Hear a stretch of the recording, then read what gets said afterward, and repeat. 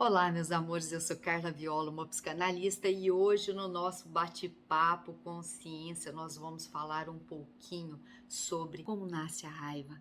A raiva é simplesmente uma justificativa para que a pessoa possa colocar para fora tudo aquilo que ela está sentindo, né? Então ela usa da raiva como uma forma de impor aquilo que ela está sentindo, dominando o outro.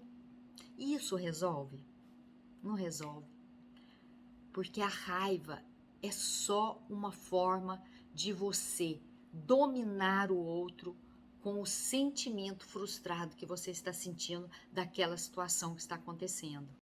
A pessoa, na realidade, ela joga a sua raiva para fora exatamente porque ela quer que o outro escute o que ela está fazendo, né? O que está acontecendo com a situação, né? Por que ela está se sentindo mal? Por que ela não consegue expressar, às vezes, naquela hora, de uma forma clara, aquilo que ela está sentindo? Porque ela fica coagida. Você já viu um bicho coagido? Ele avança, ele ataca. Por quê? A melhor defesa é o ataque, né? Isso depende da situação. Isso não vale para todas as situações, né? O exercício de se colocar indignado, mostrando a sua decepção para fora, deve ser avaliada, né? Porque a gente não pode vomitar tudo que a gente sente no outro como se o outro fosse responsável pelas nossas emoções. Isso não existe. Isso acontece porque o fato de você ter que explicar racionalmente tudo aquilo que você está sentindo demanda maturidade, né? Você tem que saber o que você está sentindo e saber colocar aquilo para fora sem vomitar, sem atacar. E isso, gente, eu estou dizendo que é uma forma de comunicação saudável, né? Eu quero que você entenda todas essas nuances que acontecem na nossa vida, né? Por que a gente fica com raiva? Por que às vezes a gente não consegue racionalizar os nossos sentimentos de uma forma mais equilibrada, né? Da onde vem toda essa compulsão que às vezes nos cega, que deixa com que a emoção que vai na frente da nossa racionalidade. Porque presta atenção, todas as vezes que nós sentimos raiva é porque nós queremos que o outro se submeta à nossa indignação. É uma forma de controle. Se você for parar para pensar, ela é como uma ferramenta que a gente usa de manifestação daquilo que às vezes a gente não consegue elaborar, né? A gente vai, soca, fala indignado, em vez de parar, refletir o que está acontecendo, por que eu senti isso. Não, a gente deixa a raiva ser instantânea, imediata, porque na realidade a raiva não é o primeiro impulso. Presta atenção. O que vem primeiro? Primeiro a gente fica zangado, aí depois que vem a raiva. A raiva é só um impulso para a gente explodir, para a gente vomitar, para a gente poder expressar tudo aquilo que está aqui, ó, engasgado. Não é verdade? E quem que primeiro sofre com isso? A gente.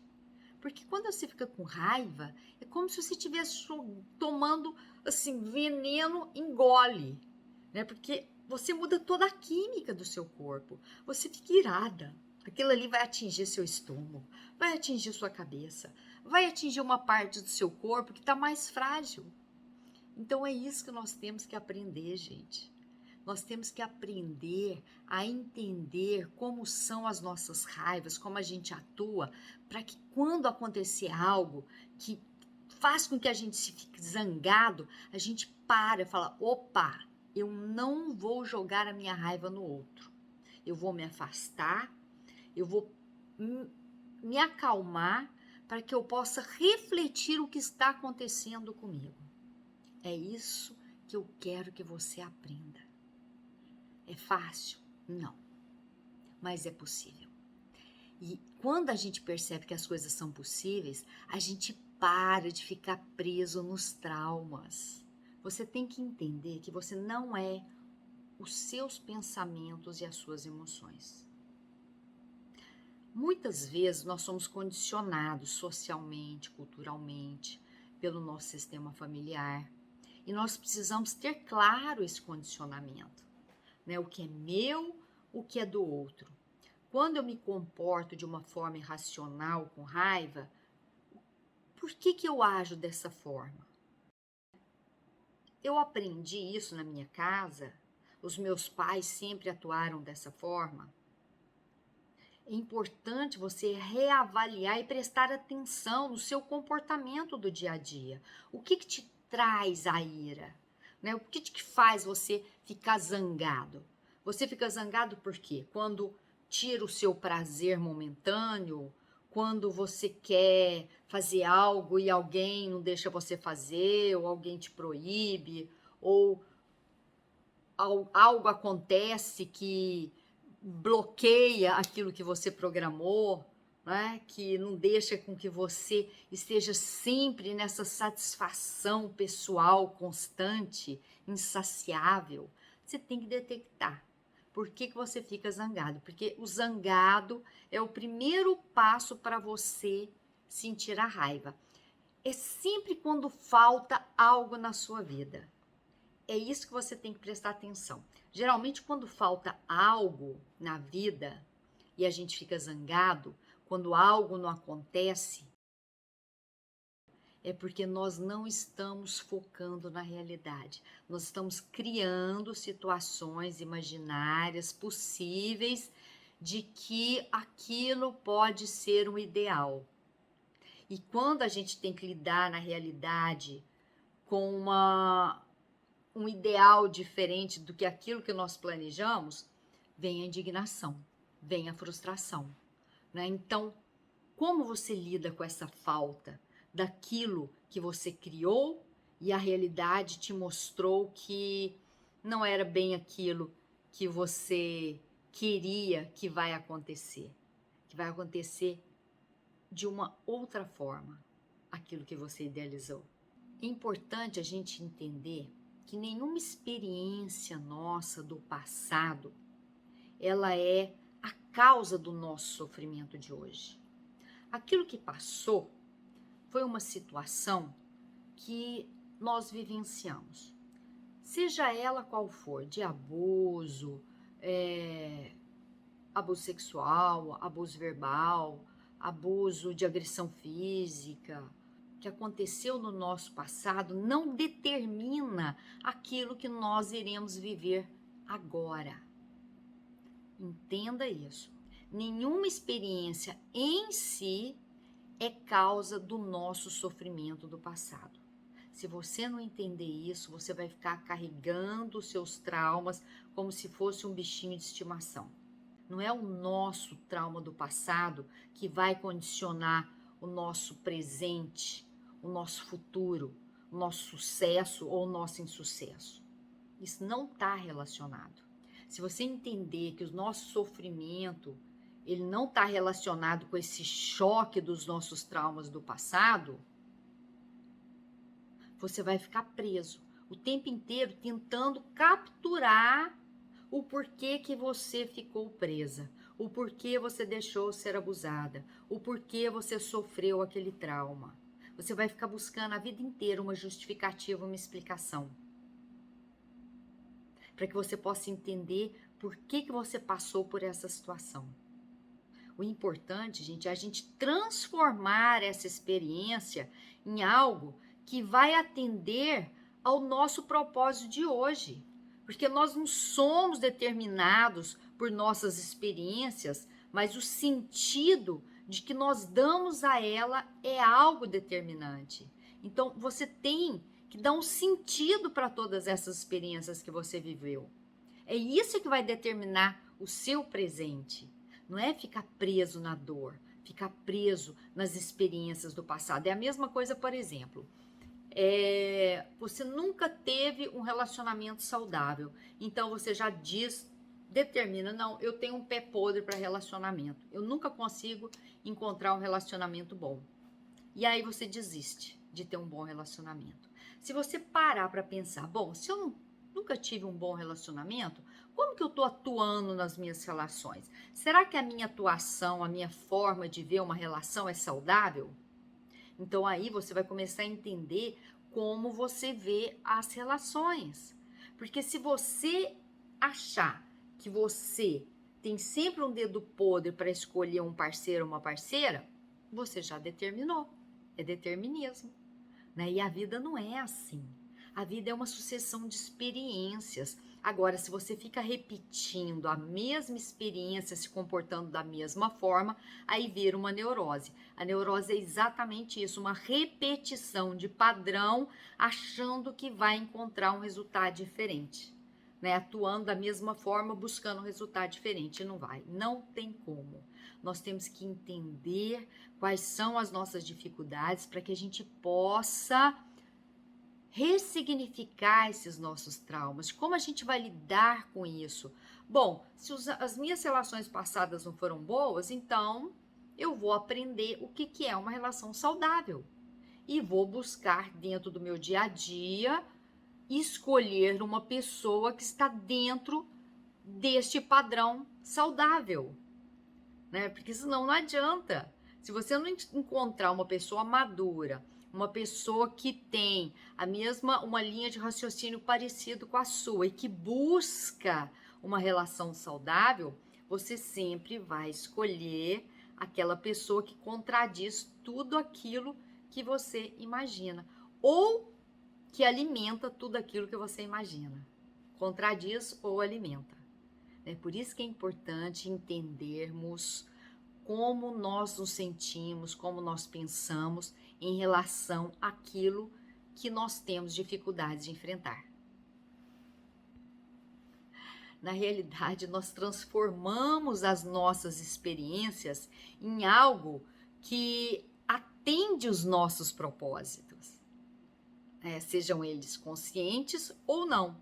E é por isso que é importante a gente olhar para essas experiências entendendo que essas experiências terríveis, né, traumáticas, elas não têm influência na nossa personalidade. Não é ela que vai determinar a sua personalidade.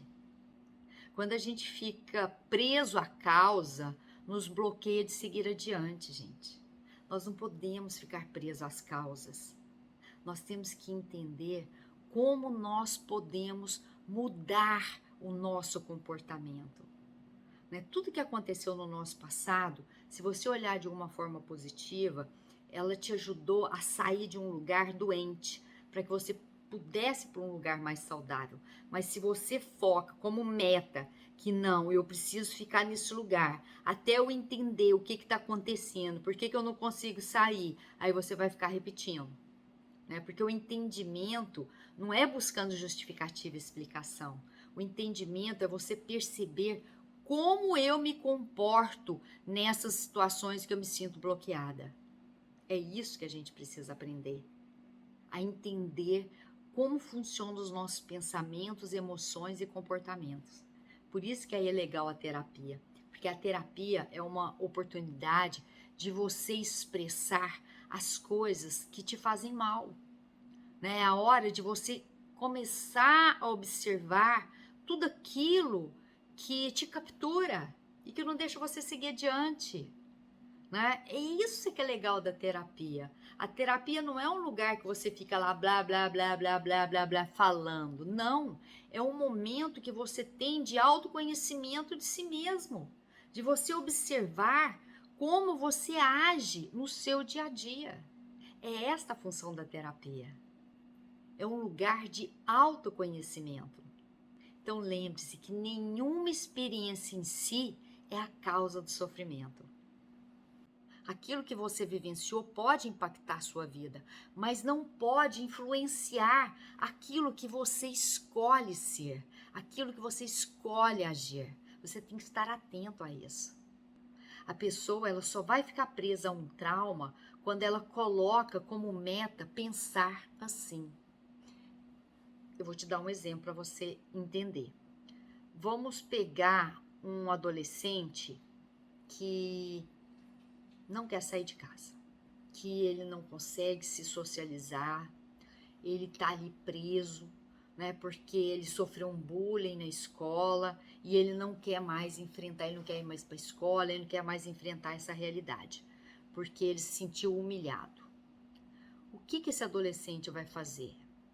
Ele vai fugir, né? Porque a frustração é muito difícil para ele. E aí ele vai ficar preso ali no quarto, ele vai ficar ali no celular, no computador o tempo inteiro para fugir daquela realidade externa.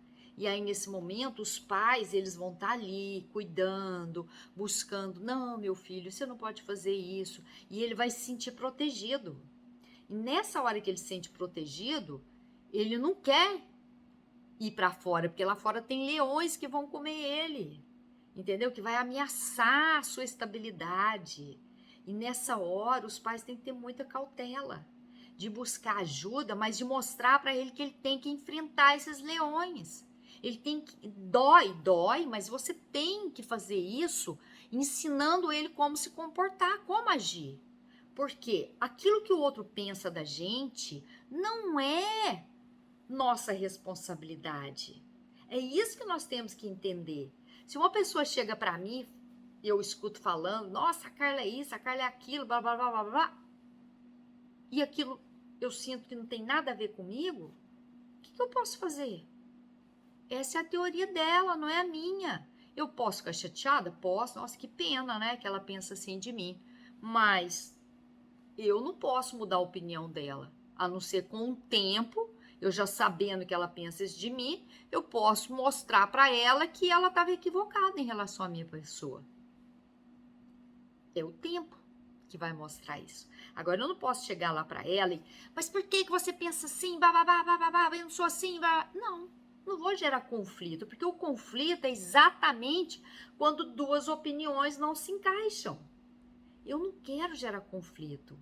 Então eu prefiro ficar com essa situação desconfortável de achar que eu tenho que respeitar o outro, a opinião do outro, eu não posso mudar, né? E fazer a minha parte para que o outro possa entender que ela está equivocada com aquilo que ela pensa. Ou às vezes não está equivocada, às vezes eu sou isso mesmo e eu não estou enxergando, né? Às vezes a minha própria arrogância ou minha forma de lidar, tudo deve ser observado. E é isso que a gente tem que ensinar para os nossos filhos, a lidar com os leões lá de fora. E ele tem que aprender a se defender, mas não é gerando conflito, mas é entendendo que aquilo que a gente acredita não é igual ao que o outro acredita. Então, gente, vamos aprender a lidar com as nossas emoções. Antes de você vomitar no outro, preste atenção, a raiva não vai resolver o problema. O que você tem que ver? Primeira coisa, ficou zangado, né? Porque alguma coisa não saiu do jeito que você quer. A gente só fica zangado quando alguma coisa não sai do jeito que a gente quer, não é verdade? A gente cria uma expectativa em cima de alguém ou de alguma situação e aquilo não sai, deixa a gente decepcionado e a gente fica zangado, né? Às vezes uma falta de respeito, alguma coisa que gerou esse desconforto na gente. Então, primeira coisa, fiquei zangada. Opa, deixa eu avaliar essa minha ira primeiro. Eu não vou vomitar em ninguém, tá, gente? Pai, mãe, funcionário, amigo, não vai vomitar em ninguém. Você tem que ter consciência disso. Você vai aprender a lidar com essa situação de uma outra forma, com maturidade. Você vai se afastar. Porque na hora que a gente está de cabeça cheia, não vale a pena nem conversar, nem argumentar. É melhor você se retirar, mesmo que a situação esteja desconfortável, se retira, não fala nada. Só, olha, eu não vou falar nada agora porque eu tô com raiva e eu não quero complicar a situação. E eu vou me retirar e depois a gente conversa numa outra situação. É assim que a gente tem que fazer. Porque nós não estamos prontos para lidar com todas as situações que a vida nos coloca. Esquece isso. Às vezes, nós não estamos prontos. E a gente entender nossas limitações é ter compaixão com a gente mesmo. É importante isso. E quando você sente que você não está pronto, você se afasta e deixa para lá. Né? Deixa as coisas passarem, porque aí você vai poder esclarecer na hora certa sem querer dominar o outro, entendeu? Então, dessa forma, você vai aprender a lidar com as suas dificuldades, com os seus traumas, sem deixar que isso te bloqueie. Não deixe que as experiências do passado sejam determinantes na sua vida hoje. Todas as experiências que eu passei na minha vida, traumáticas, elas mudaram a minha vida para melhor. Porque eu aprendi a enxergar a situação de uma outra forma, buscando outra possibilidade, porque nós temos milhares de possibilidades, mas cabe a nós abrirmos para essas experiências novas, para que a gente possa escolher situações mais assertivas, ok? Se você não entendeu tudo isso que eu expliquei, eu estou aqui à sua disposição. É só você me mandar uma mensagem, que o objetivo, gente, é tornar a sua vida mais consciente. Sem conflitos demais, sem confrontos, porque isso aí é briga de poder. Não vale a pena. Vale a pena a gente aprender a se comunicar de forma clara, a gente expressar os nossos sentimentos, as nossas dificuldades, sem sentir que a gente é menos ou que a gente não está mostrando para o outro que a gente não dá conta. Tem uma palavra em italiano que se diz que se ne frega, que se dane, entendeu? Não estou preocupada com o que o outro pensa de mim. Eu estou preocupada com o que eu posso fazer para me sentir melhor amanhã do que eu me senti hoje. Essa é a reflexão que a gente tem que fazer todos os dias. A forma que eu atuei hoje foi legal? Eu estou feliz com o meu comportamento? Não? Então está na hora de mudar.